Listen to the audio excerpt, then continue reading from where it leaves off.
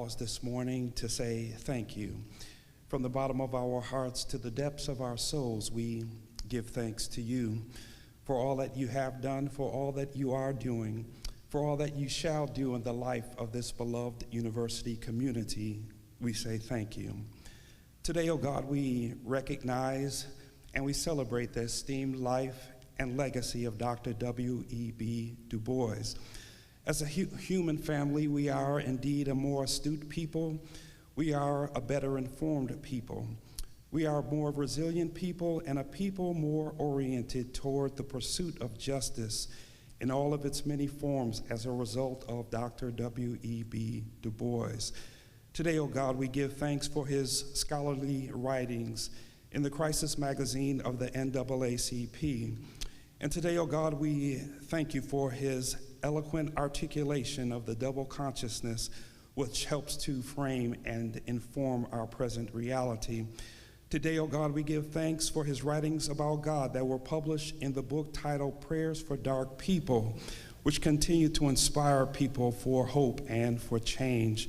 And dear Lord, we give thanks for the moral mandate to serve others as he placed upon all of us his conception of the talented tenth. Lord, may we continue to be beacon lights of hope and of change and of justice and of love because of the universal impact of Dr. DuBois. We thank you today for this celebratory moment, and we thank you for your abiding presence in our lives. Amen.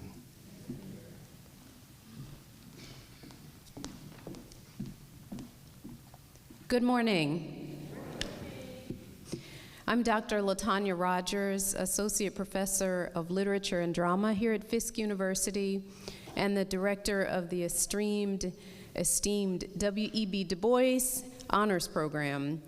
We are thrilled to have you all join us this morning for this celebration of DuBois's 156th birthday. It is our outstanding privilege to have had DuBois as an undergraduate walk these very sacred grounds at Fisk University. And thank you to the Reverend Dr. Jason Curry for the prayer this morning and the mention of DuBois's significant work that guides the study of his canon of literature. Without further ado, we will bring forward our students and our speaker, our esteemed panel of participants for this morning.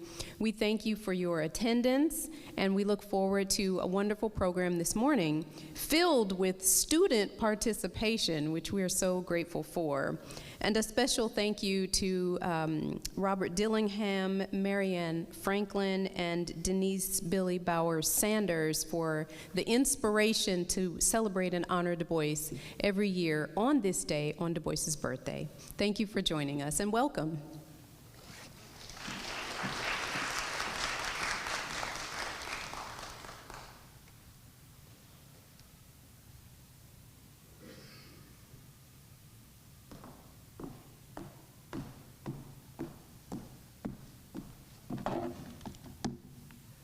Good morning, esteemed guests, faculty, and fellow students.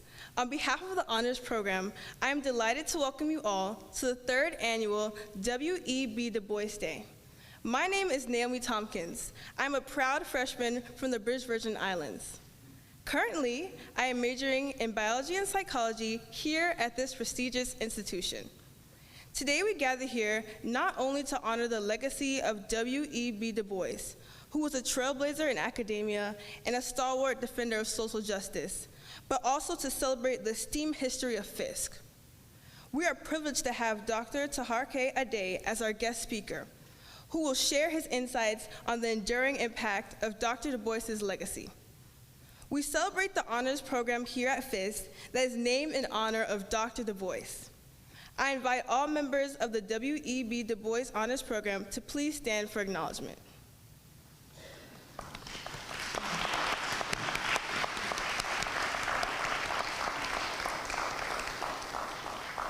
Please be seated. The program committee extends a heartfelt thank you to Reverend Dr. Jason Curry for making this beautiful chapel available for our event. Your generosity is greatly appreciated. We thank the planning team for their extraordinary efforts, especially Ms. Delisa Harris for leading this effort. And we appreciate our new president, Dr. Angina Clark, for her deep encouragement. A special thanks is also extended to the provost. For your convenience, the order of today's program can be found in your booklets. We've prepared an engaging and enlightening program for you. We encourage you all to immerse yourselves in this experience. Thank you all for joining us on this special occasion. As we delve into the proceedings, may we draw inspiration from the life and work of Dr. W.E.B. DuBois, remembering his unwavering commitment to equality, education, and empowerment. Thank you.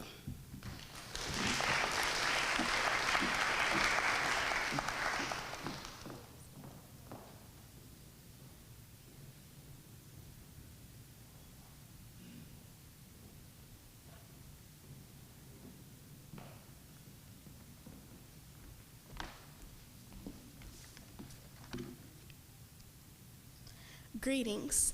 I am Hannah Daniel, a sophomore biology and business administration major here at Fisk University.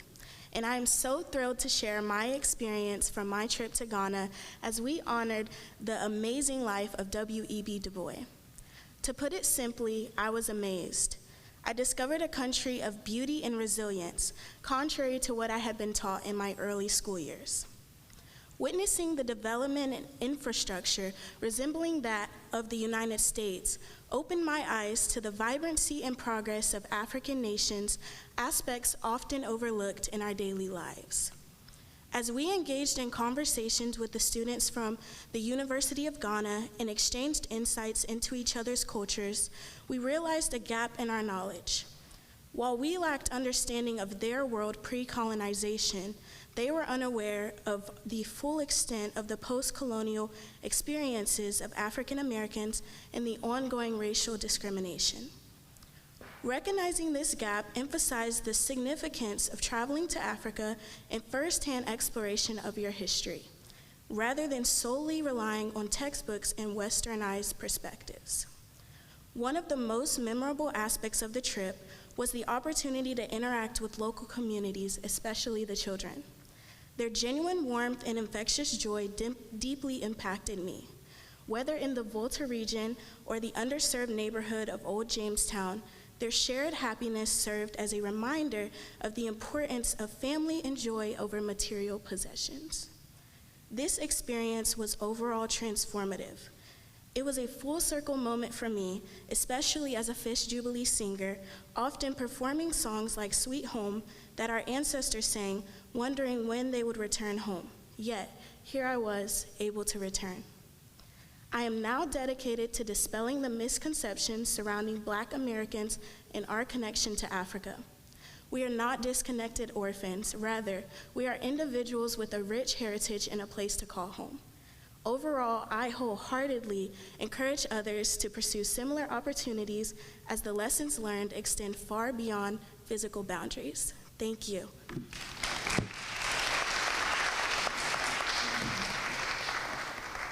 Good morning.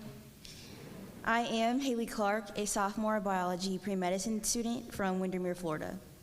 Last year, in May of 2023, within a span of 10 days, I was blessed to have the opportunity and privilege to experience the motherland, the ancestral motherland, for which my life has forever transformed mentally, emotionally, and spiritually.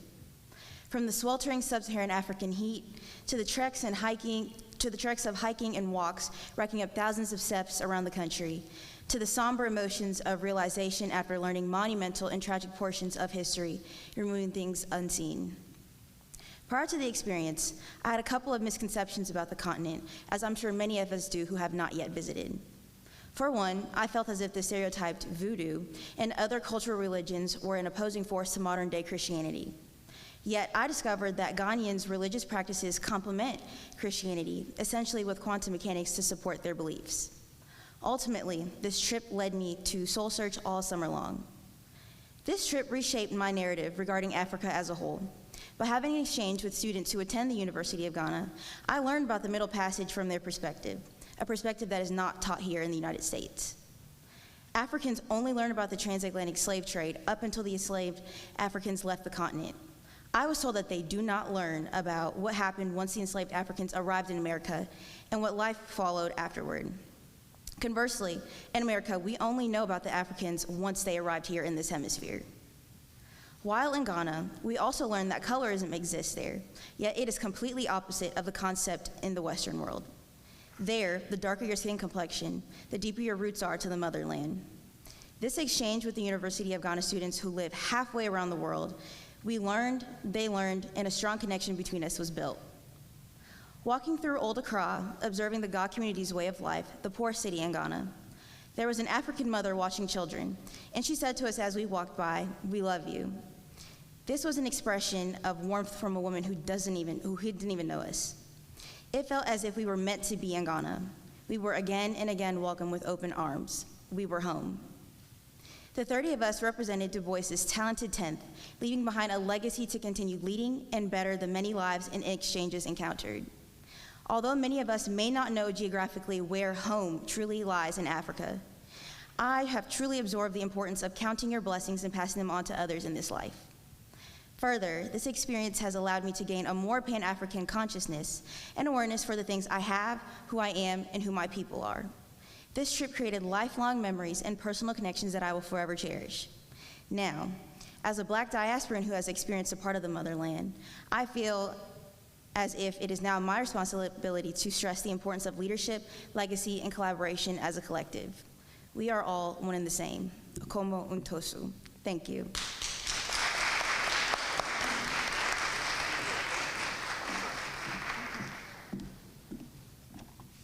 Would all of the participants from the Ghana May 2023 trip please stand for acknowledgement, including the faculty and staff?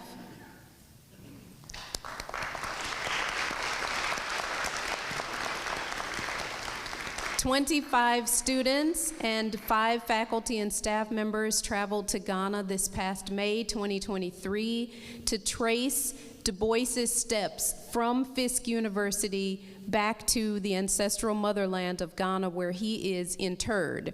And not only did we experience the Ghanaian culture, but we also visited the DuBois Center for Pan-African Studies, and we hosted a course before we went. So this was a significant event in the life of the institution that 5 faculty and staff members and the 25 students all did a reverse pilgrimage back to Ghana to celebrate DuBois. So thank you very much.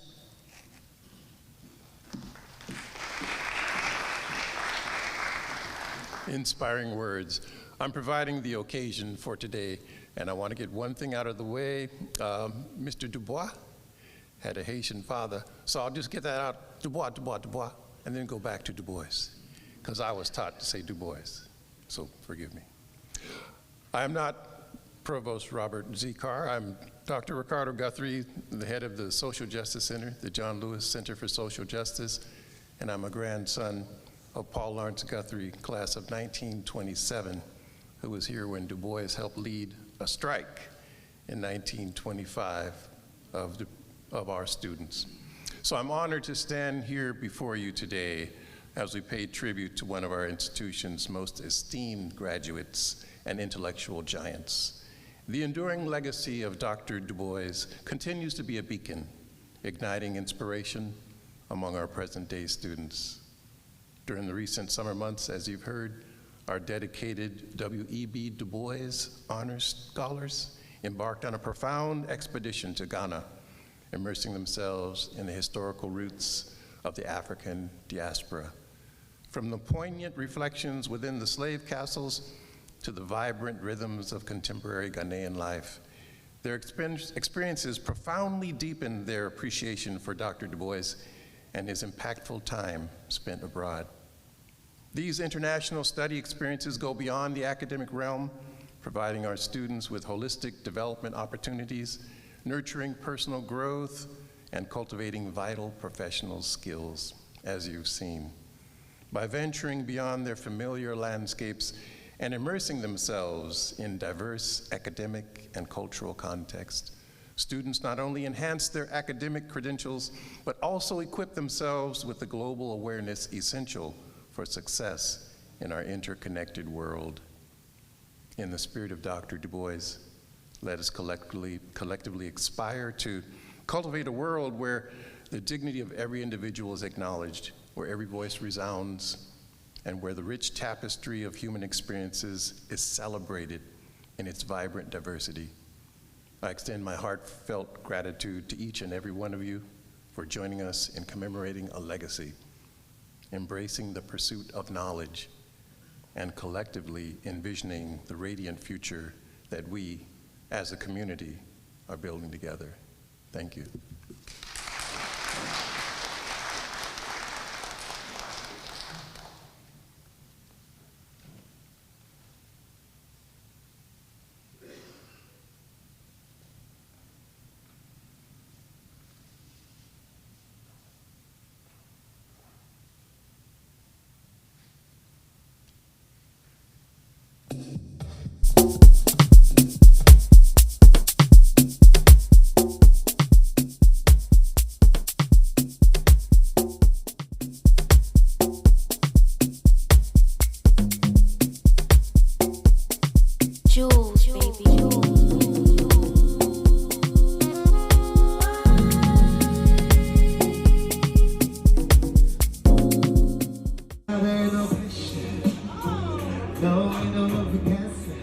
It's time, y'all.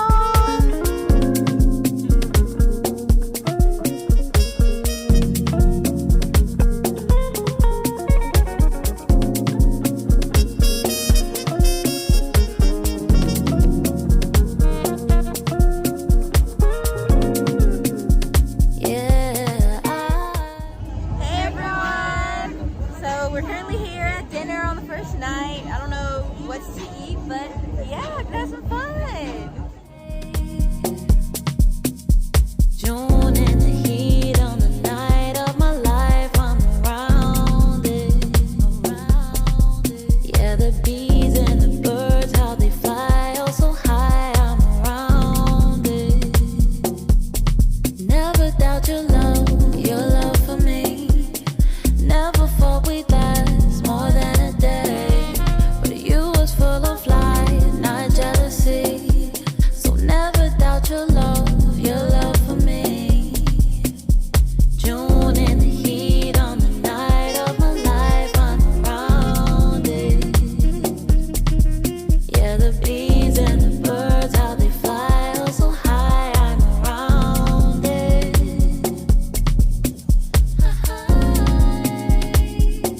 Do we live off a fantasy?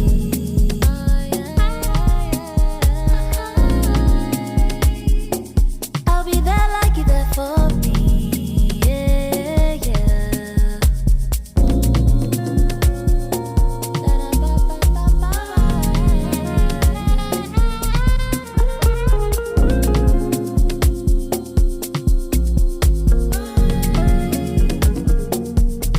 Maybe, maybe love. Maybe, maybe right. Maybe, maybe love. Maybe, maybe right. Or carry with you, and then when you are ready to shop and then you unzip it, the bag is inside, and this is able to carry up to 20 kilos.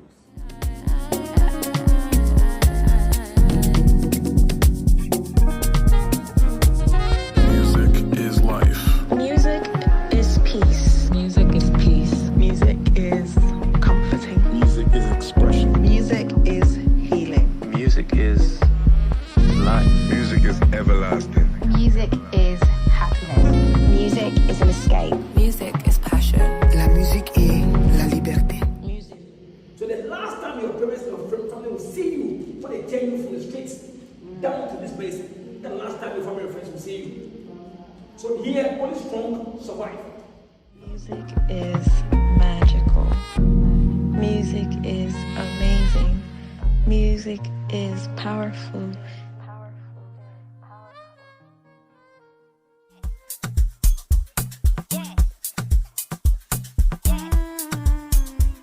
Never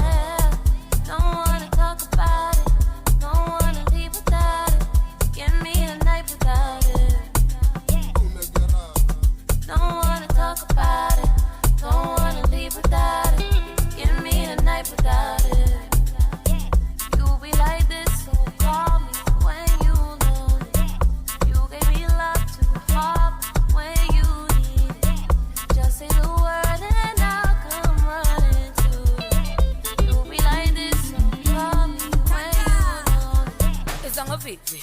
Izango vivi. Izango vivi. Izango vivi. Izango vivi. Izango vivi. Izango vivi. Izango vivi. Izango vivi. Izango vivi. Izango vivi. Izango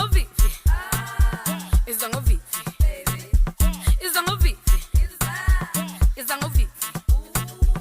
Izango vivi. Izango vivi. Izango vivi. Don't wanna talk about it. Don't wanna leave without it. Give me a night without it. Don't wanna talk about it. Don't wanna leave without it. Give me a night without it. You be like this, so call me when you know it. You gave me love to heart me when you need it. Just say the word.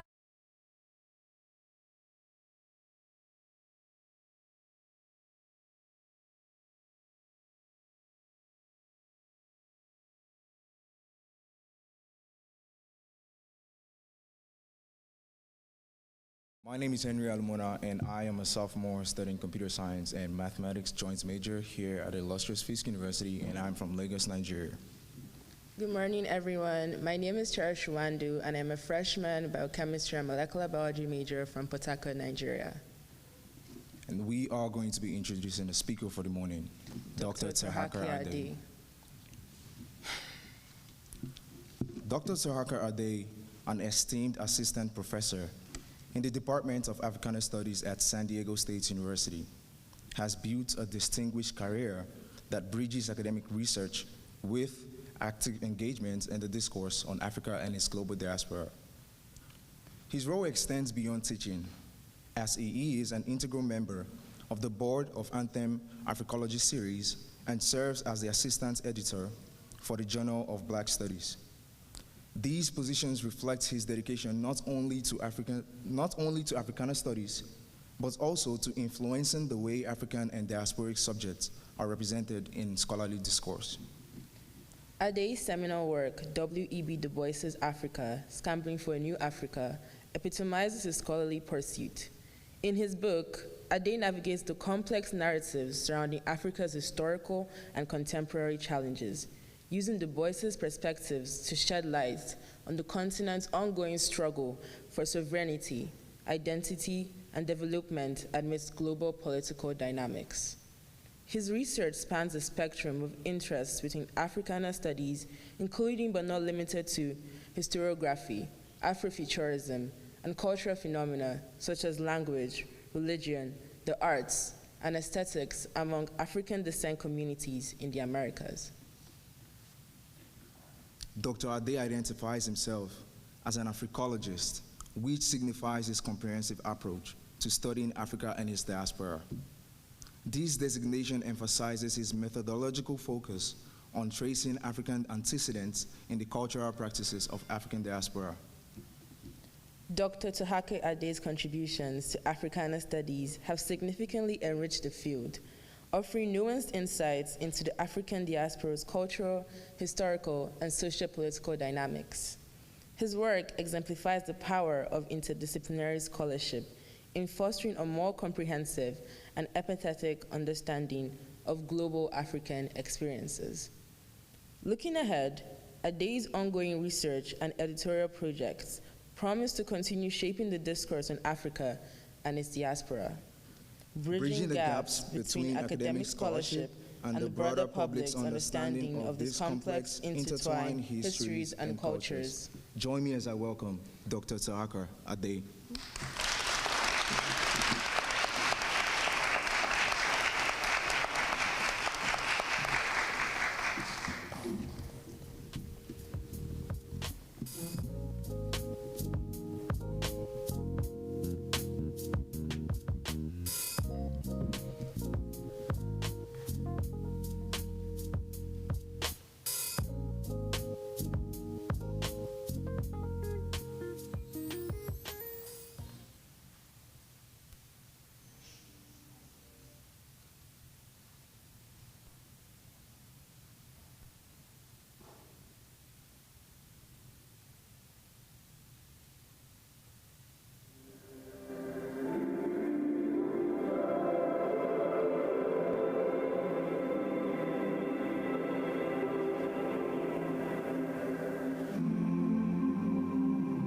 see a bird in the dark sky flying. When the wind pushes you down, you just keep on rising. Feels like we're a long, long, long way from home. But I'll keep on singing this old sparrow song.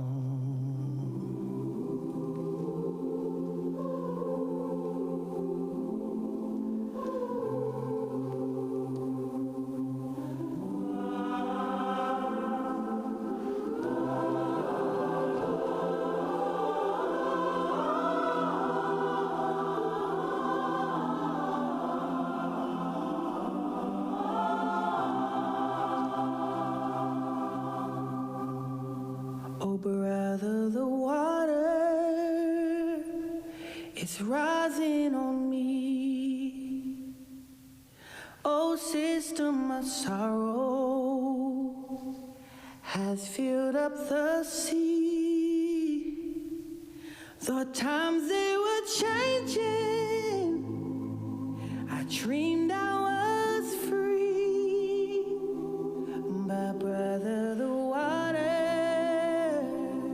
still rising on me. The weight of this mountain's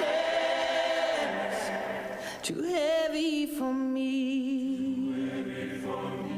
Oh, Father, this mountain's too heavy for me. But I'll keep on walking till I rest my feet.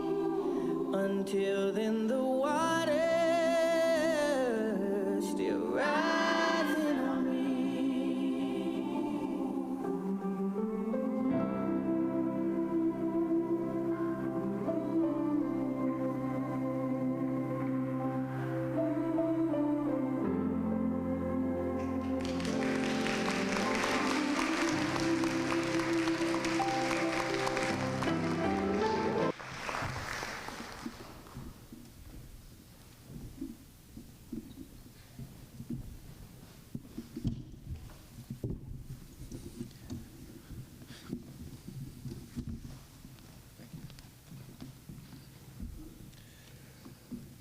Good morning.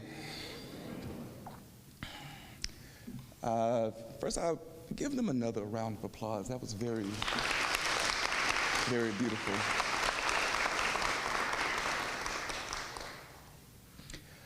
I want to thank Henry and Cherish for that wonderful introduction, as well as Dr. Rogers and Dr. Harris for affording me this great opportunity to speak to you all today here at the historical Fisk University, where, of course, the man we are all here today to celebrate was afforded his start. William Edward Burghardt DuBois is known by many descriptions. Some call him one of the fathers of American sociology and refer to his great and early work in that field, The Philadelphia Negro, published in 1889. Some acknowledge him as the great African-American philosopher who poetically described African America's identity crisis and dubbed it double consciousness.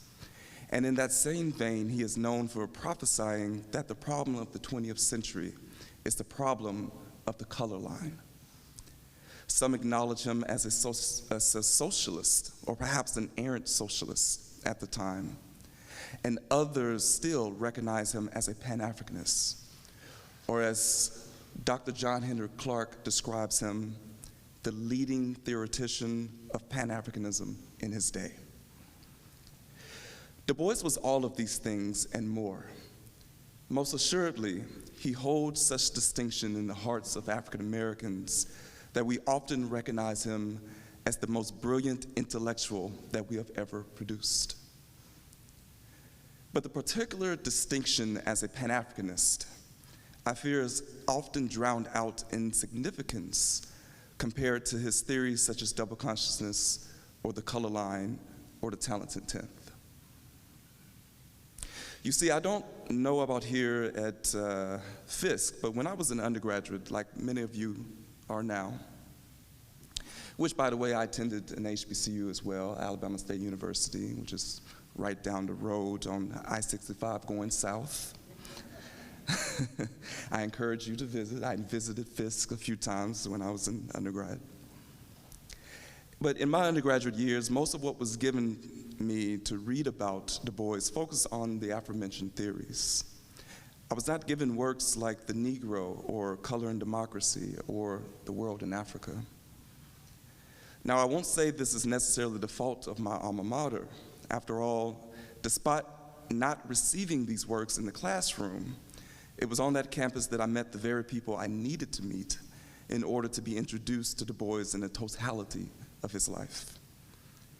Also, it's not like we had a class solely focused on the works of DuBois, though we should. I don't know if you do here now at Fisk, but if major PWIs have courses on Kant and Marx and Stalin and Hegel, then surely the HBCU should create courses on the likes of life and works of people like DuBois and Woodson and Fanon and Nkrumah and Garvey. Before I go much further, let me just say that I'm not a public intellectual first. I come from a long line of educators. My grandfather was a history teacher for over 30 years and taught me the importance of having a contextual understanding of history in order to best guide our present thinking. And so while I may make reference to current events, I believe that all historical events have current significance. So this isn't going to be your standard ramp you up to excitement type of keynote. You're going to be taught some history here today. And hopefully, you'll walk away with a better understanding of DuBois and a better understanding of the African American experience.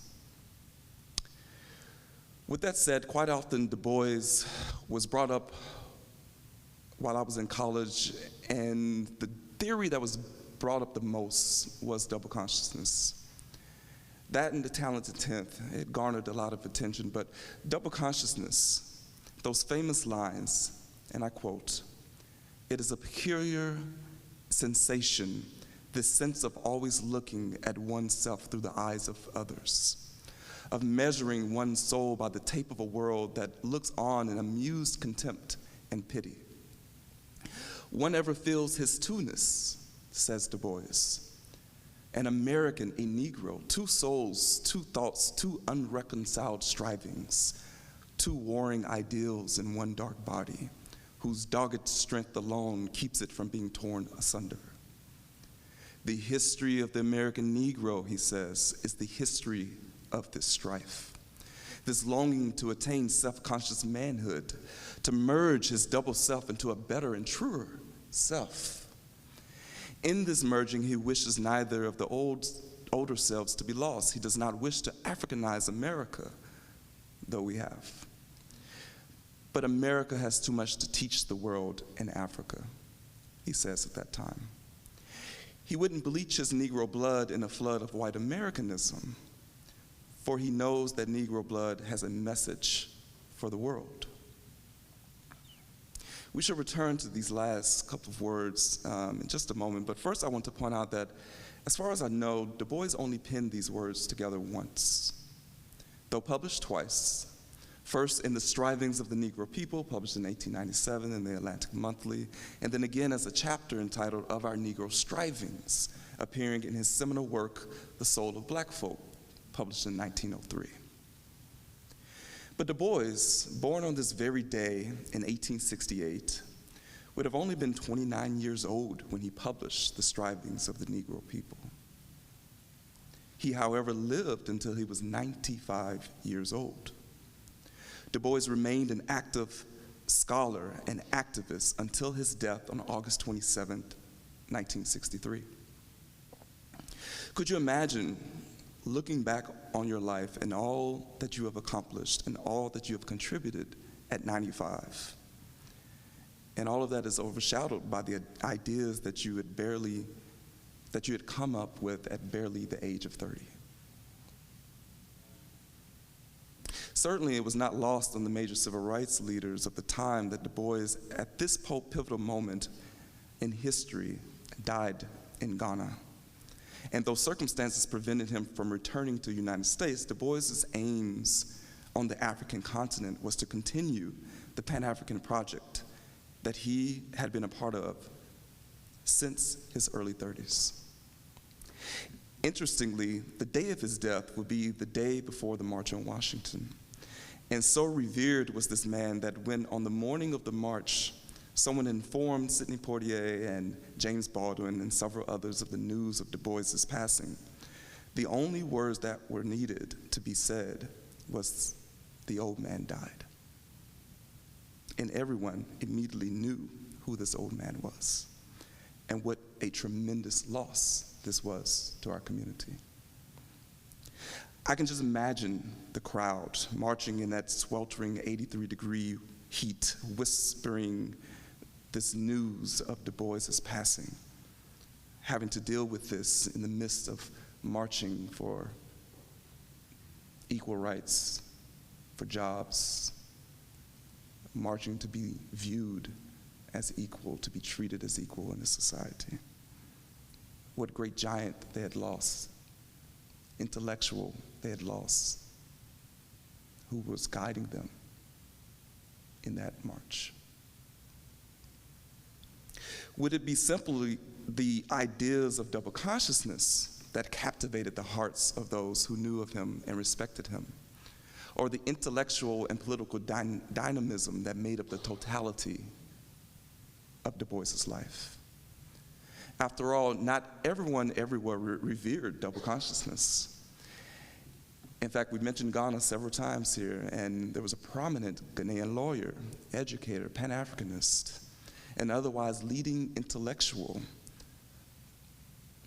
by the name of Joseph Casely Hayford, who heavily criticized the theory. And he said, and I quote, "It is apparent that Mr. Du Bois writes from an American standpoint, surrounded by an American atmosphere.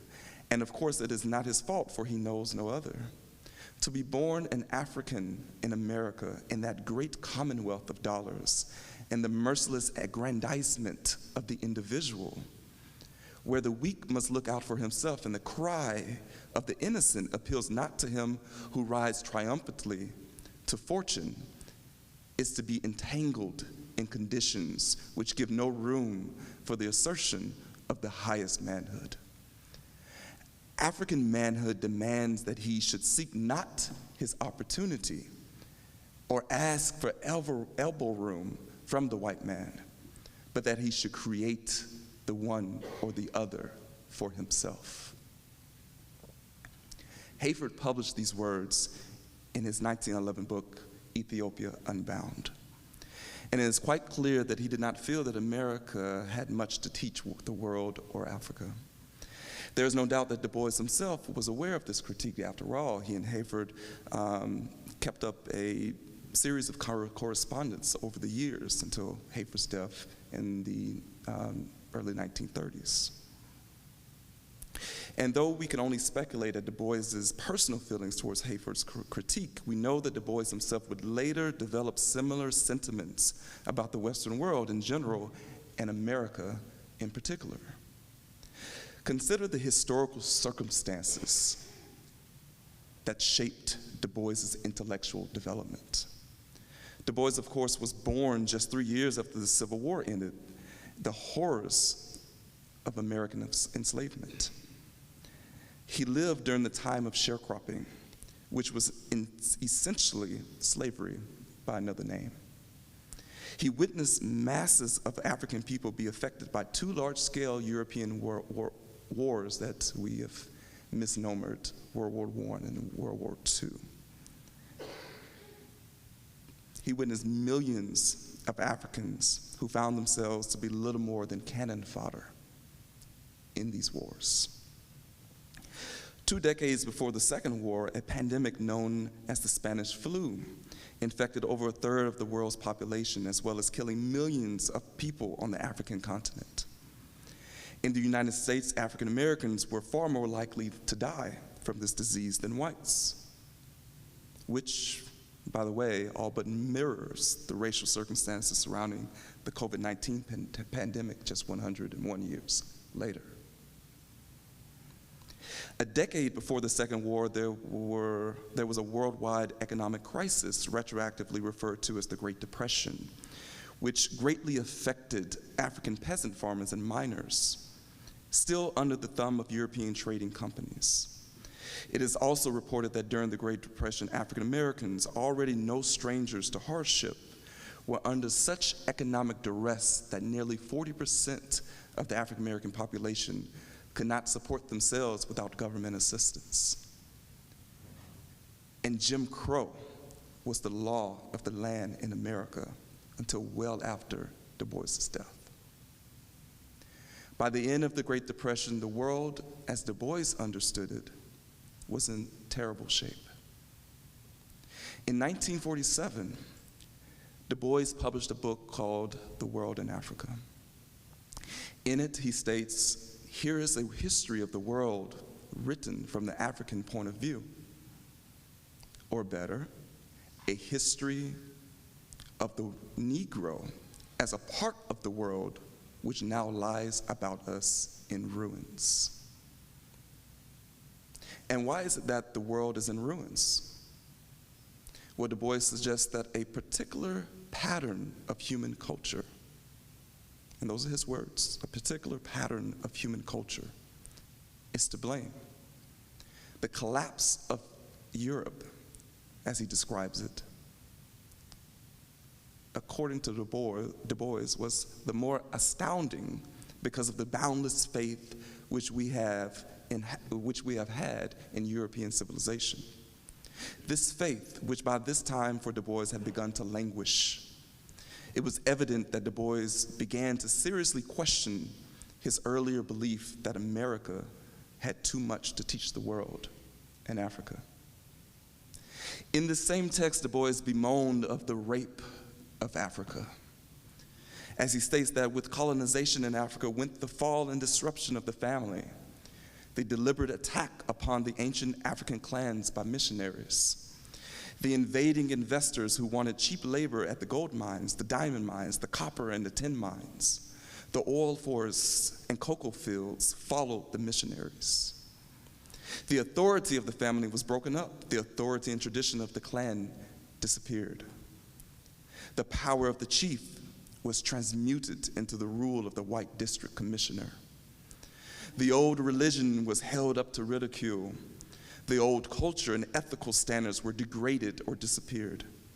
And gradually, all over Africa spread the inferiority complex, the fear of color, the worship of white skin, the imitation of whites' ways of doing and thinking, whether good, bad, or indifferent. By the end of the 19th century, the degradation of Africa was as complete as organized human means could make it. Chieftains, representing 1,000 years of striving human culture, were decked out in secondhand London top hats while Europe snickered. Those are Du Bois's words. Now, this was quite an effective enterprise. The creation of this inferiority complex not only affected Africans in Africa, but those of African descent abroad, to the degree that some of us in the Americas don't even like to recognize ourselves as African. And this is due in part to something that Carter G. Woodson, one of Du Bois's intellectual friends at one time, rivals at another, would say the problem was that we're not teaching, of course, African history in our schools. Woodson would he was very upset with HBCUs, for example, for not starting with the history of the African and starting with the history of what he called the Teuton, those of Germanic descent. And in Africa, of course, the history of what happened to those who were taken from their shores and brought to the Americas is likewise not taught. In fact, here in America, some of us will do everything we can to avoid the badge. Some consider it almost of a scarlet letter of being of African descent. Some of us will claim, for example, to be some other people, often those who themselves are marginalized. There are those among us who will say that the slave trade is a myth and that we have always been here as the indigenous people of the Americas. Now, I know some of you, have those long stories in your family of having Native American ancestry, right? And now you sit down, you watch, Henry Louis Gates debunk a lot of that on TV, or you're taking those Ancestry.com tests and you're like, where's the Native American on this, And then some of you go and take another test and give the Mormons all your money. And I just came here from Salt Lake City, by the way, or through Salt Lake City. It's a beautiful city, and you guys keep enriching it,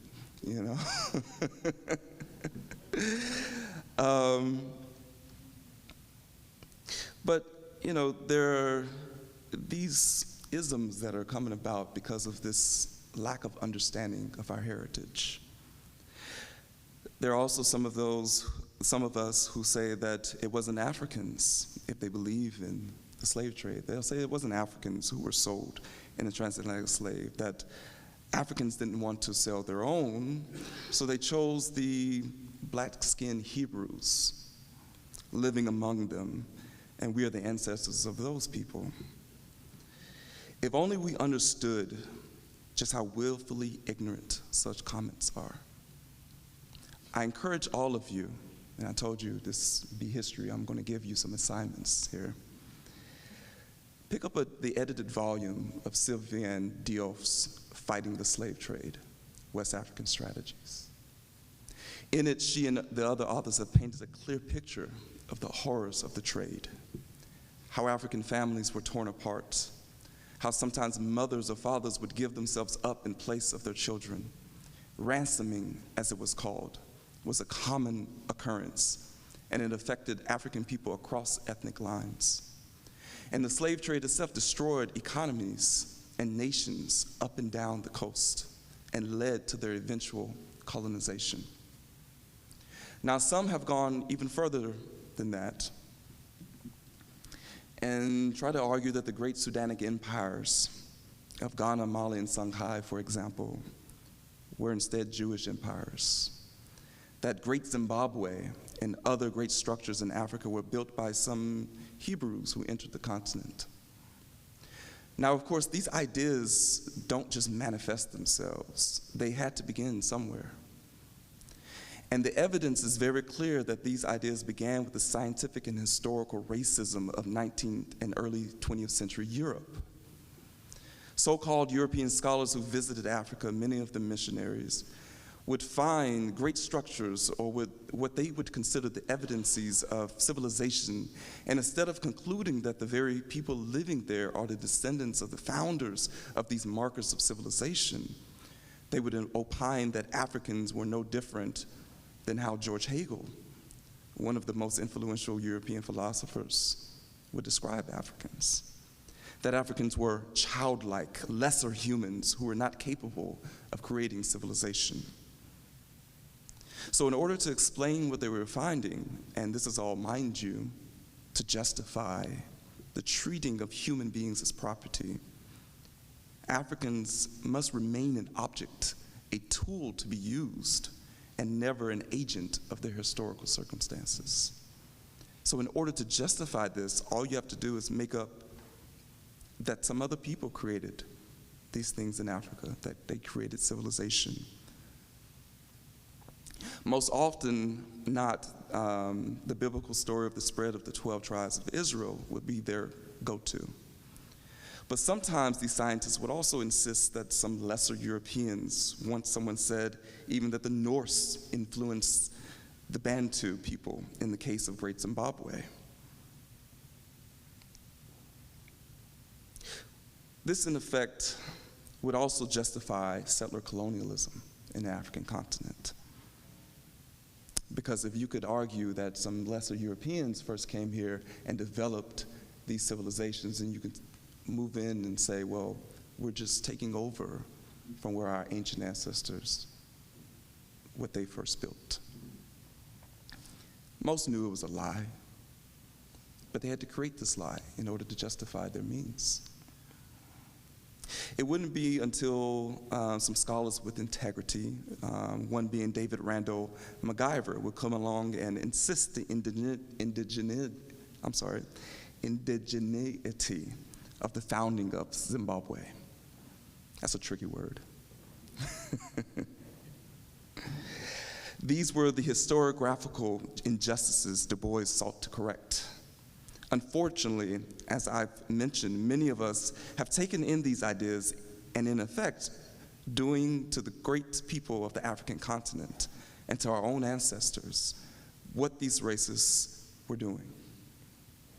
We're accomplishing their goal for them, all to justify our own identity crisis.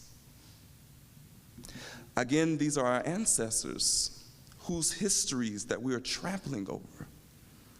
You know, the very ones we invoke every time we say the word slavery. But what did these Africans say? What were their words? We have them recorded, you know. We can tell you what some of them said in their own words. I invite you all to also get another book by the late, great John Blassingame entitled Slave Testimony, and you'll be surprised what you find. So let me offer you all this experience from my life. When I was an undergrad, there was this young sister who, and she was a very bright girl, and she would jokingly call people Cushites. And it was, you know, kind of her way of joking and calling people, but it was, you know, her understanding of biblical history. She would call people that as almost calling them like heathens. So she was mocking people with this term, Cushites. And I would let it go for a while, quite some time actually. But after a while I had to approach her and said, you know, this is something that you shouldn't do. You see, the first African king that my grandfather taught me about was Taharka, my own namesake. Taharka was the king of the Kushite Empire in the 7th century BCE. He was also the king of ancient Egypt, or Kemet. As this was the 25th dynasty, the so-called Nubian dynasty, when the Kushite kings had conquered all the lands of the Nile all the way to the Mediterranean. Now, save for some brief mention of the city of Ramses, Taharka is the only Nile Valley king mentioned by name in the Bible. Taharka used the might of the combined Kushite and Egyptian armies and saved Hezekiah and the kingdom of Judah. Well, really, by that time in the war, he was saving the city of Jerusalem from falling to the hands of the Neo-Assyrian army. Now, the sister had beautiful ebony skin. She looked like herself. She could have been a Kushite woman. But this is the type of miseducation, or the effects of the type of miseducation that we've had about ourselves and about Africa in general. And these are things that Du Bois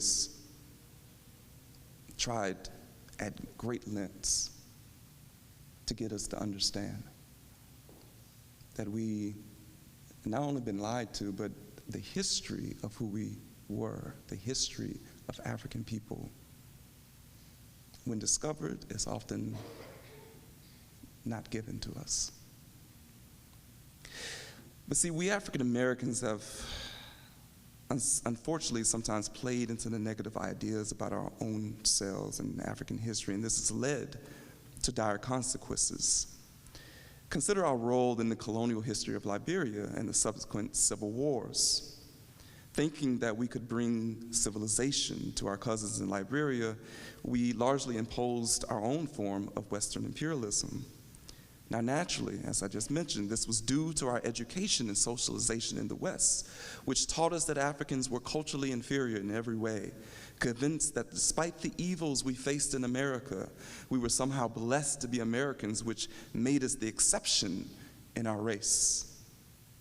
That is what Du Bois meant when he explained to a group of Africans at Peking University that, quote, "Once I thought of you Africans as children, whom we educated Afro-Americans would lead to liberty. I was wrong," says Du Bois. "We could not even lead ourselves, much less you. Today I see you rising under your own leadership, guided by your own brains." Du Bois understood the inherent danger of the notion of race, this term that at one time meant the race of nations. You would hear of the German race or the French race, and then devolved into this notion that Du Bois would say relegates people to nothing more than skin color and hair texture. This is ridiculous. There are people of various phenotypes and skin tones all across the African continent.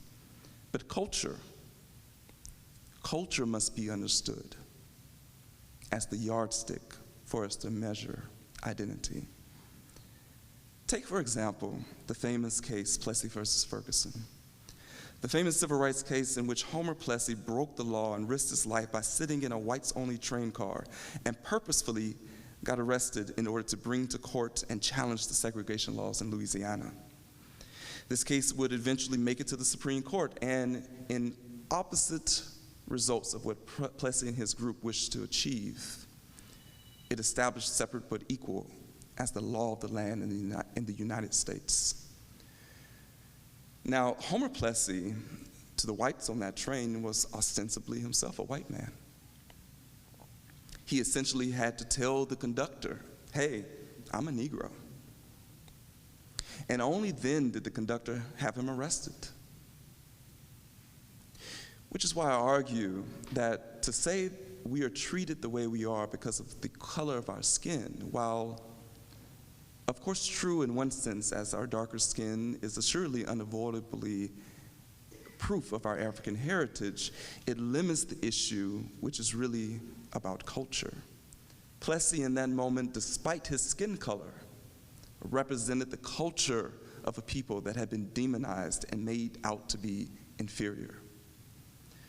Du Bois understood this all too well, which is why he set out to write a history of Africa, to write a history of the culture of a people that we know, or that the world at the time knew very little about.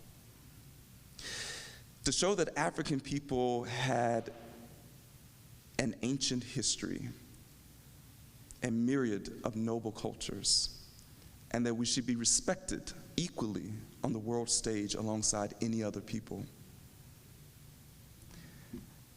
As I come to a close, I want to mention one final gift that Du Bois gave us. For quite some time, he had been working on a project that we know in its final form to be the Encyclopedia Africana.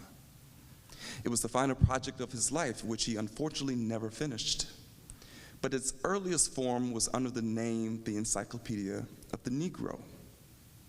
Now, in this encyclopedia, Du Bois was incorporating things that were the history of African American people, but also he was incorporating what he was discovering of the history of people in Africa and the culture that we brought with us. Now, I mentioned earlier this notion, and I just want to pause from my speech for a moment to say this notion of the Africanization of the Americas, because people don't really understand what that means. If you ever go to New Orleans and you see those really weird heart-shaped gates on people's in people's yards or on the doors and things of that nature, those are Sankofa symbols. You see the same in that very famous African-American graveyard in New York City, brought here by descendants of the Akan in Ghana. You find things like the lucky rabbit's foot or mint julep tea, or even porches in the South. I don't know if any of the younger people in here would have seen images of this, but some of you who are older, if you remember seeing maybe your grandmother, your great-grandmother sweeping porches that had no concrete, just sweeping the dirt, making way for people to sit and enjoy a little outside. A lot of things were customs that were brought over. Our attraction to the Baptist church, for example, we understood, or we viewed it very similar to the water rights that happened in West Africa. Watermelon is another element we brought over. But many of us, shy away from it, of course, because of the racist history that has been given it. Jambalaya and its relationship to jollof, for example, which, by the way, was created at around the same time. The introduction by the French and French terrorized West Africa of the tomato, to the wolof, which we call, their dish later, the jollof dish, created that dish. Same thing was happening to very similar people of African descent in Louisiana. This is culture that we brought over and we used to Africanize the Americas. Now, as I mentioned, Du Bois for quite some time was working on the Encyclopedia Africana. In its earliest forms, the Encyclopedia of the Negro was initially funded by white philanthropists, a fact which caused a major rift between Du Bois and Carter G. Woodson, the father of Black History, or Black History Week, or Negro History Week, I should say, which later becomes Black History Month. In fact, Woodson said something to Du Bois, which I very much liked. When asked to join the project, because as Du Bois would note, although these philanthropists are the enemy is who have the money. Woodson would say to Du Bois, essentially, I'm not interested, and I never accept the gifts of the Greeks.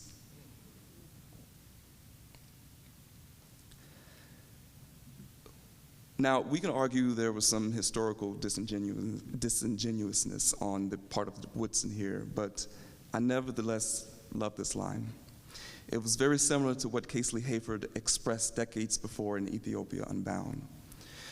But digressing, Du Bois's now Encyclopedia Africana was being funded by African dollars, namely by the presidency of Kwame Nkrumah, first president of Ghana. When Nkrumah and Du Bois presented the scope and aims of the project to the editors, they would tell them that this must be an Afrocentric project. Essentially, this work must present African history and culture from the African point of view. This is a grand gift that Du Bois gave us. This would be the coining of the term Afrocentric, which decades later would be adopted by those such as Malefikete Asante and other scholars and developed into a theoretical paradigm.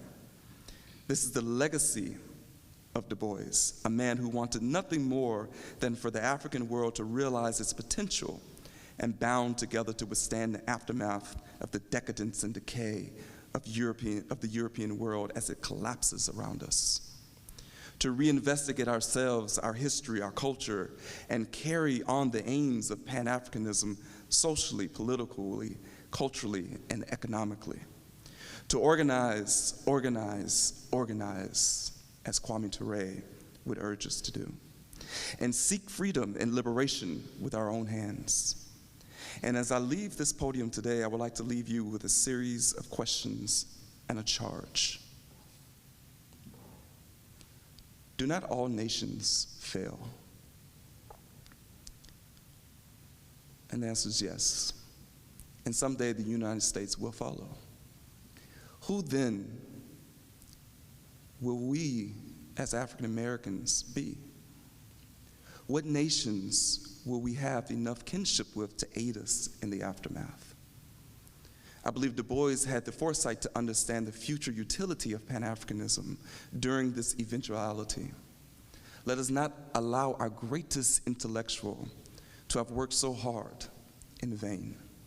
Let us not allow his many years of sacrifice to be simply thrown into the waste bin of history. Let us be as courageous as the great intellectual was and continue to strive for Pan-African unity. And what better place and what better people to be charged with that legacy than at his alma mater and among those who walk these hallowed grounds that he once walked. Thank you.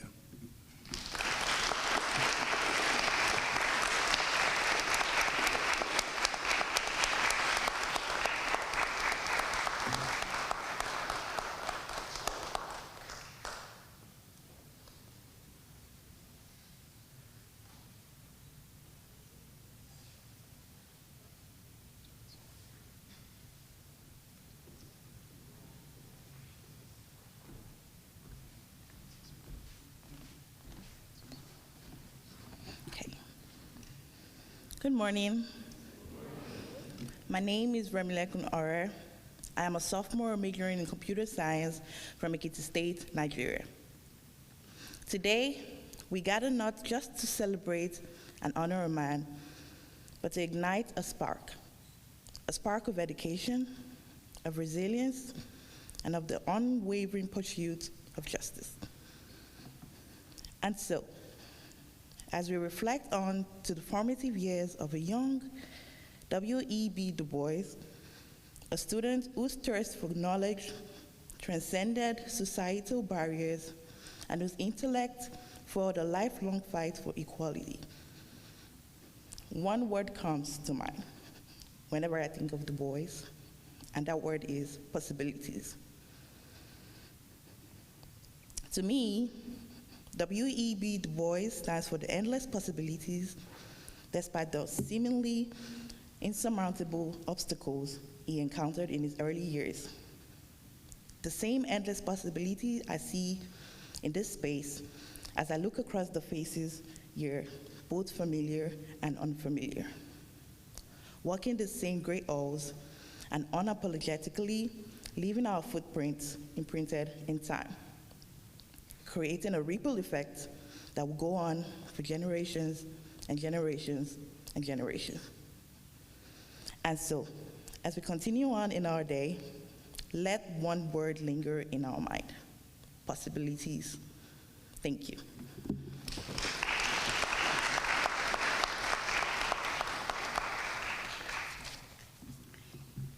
Good morning. My name is Wisdom Chandler, and I am a freshman psychology student here at the illustrious Fisk University. As we stand here today and discuss the life and legacy of Dr. W.E.B. Du Bois, what immediately comes to my mind is the importance of storytelling. A prolific writer and sociologist, Du Bois focused on the intricacies of African American life and the significance of a college education. As a current college student and an HBCU student at his alma mater at that, I share this sentiment. But I want to take it one step further and talk about something so simple that we all take it for granted, even the most educated of academics: reading. If reading was not important, books would not be burned.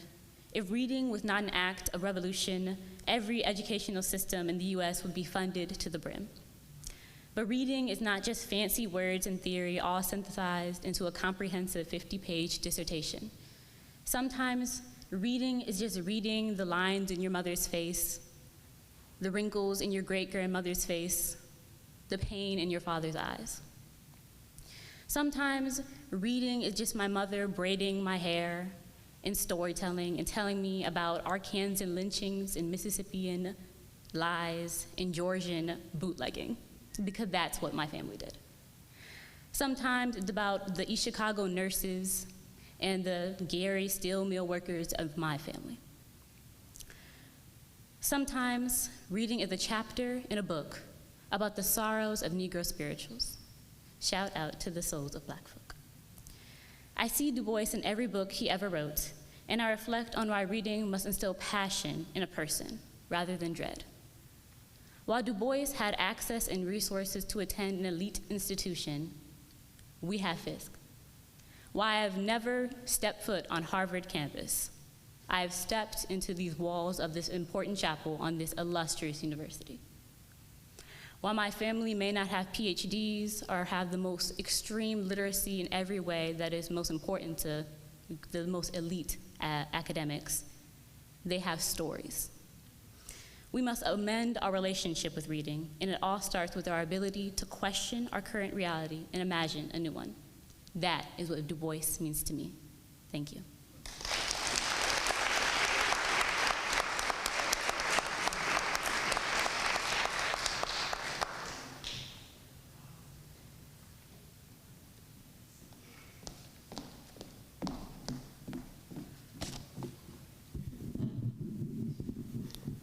Greetings, everyone. My name is Michaela Robinson, and I am a sophomore data science major from Atlanta, Georgia.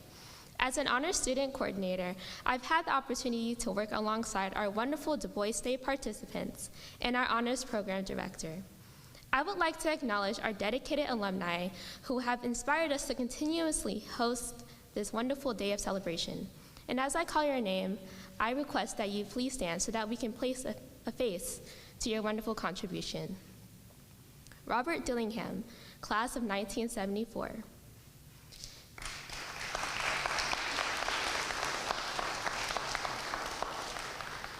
Mary Ann Franklin, class of 1974.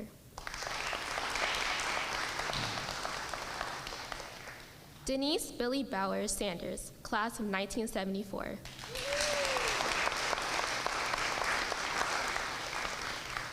Delisa Minor Harris, class of 2009. And Kantara A. Grissom, class of 2010. Once again, we appreciate your support for today's event, and we hope that the spirit of W.E.B. Du Bois fills you with hope and high aspirations. Thank you.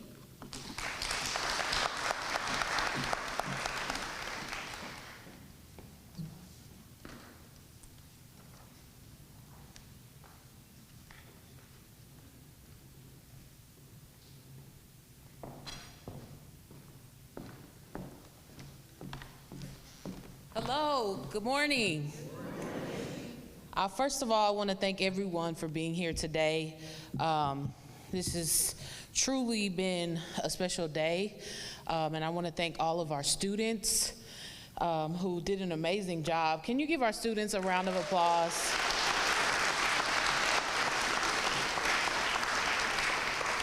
Each year, February 23rd, we honored Dr. W.E.B. Du Bois, who was class of 1888, and we do so by gathering together here in a space where he often spoke and often encouraged students who came after him.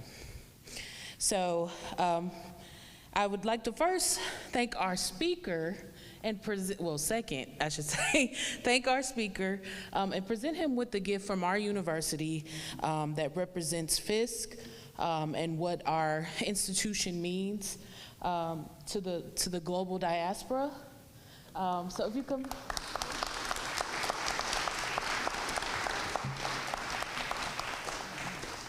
So thank you, Dr. Ade, for being here today at Fisk and giving us those inspiring words to look back on history and to study and to know where we come from.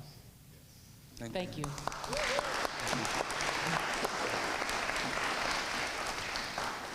I'd like to point your attention to the program on the back. If you don't have a copy, on the digital program. If you will, this evening, in conjunction with DuBois Day, join us at the library for the opening of De Kinge, Four Faces of the Sun, by Michelle Eistrup, who's our Arts and Culture Fellow here at the John Lewis Social Justice Center. And I want to also just point you to our planning committee members. If you're here, if you'll stand, thank you again for everything you did today to make today happen.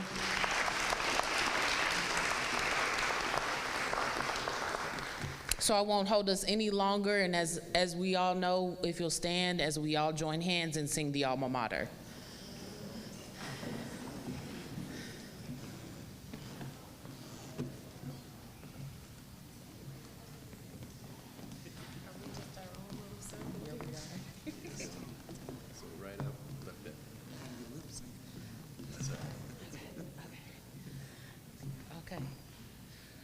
The warm and genial setting sun lights up the hills with mellow hue, where Fisk, our alma mater, stands majestic, dear old gold and blue. And hurrah for the gold and the blue. Her sons are steadfast, her daughters true. Where'er we be, we shall still love thee. Fisk, our alma mater.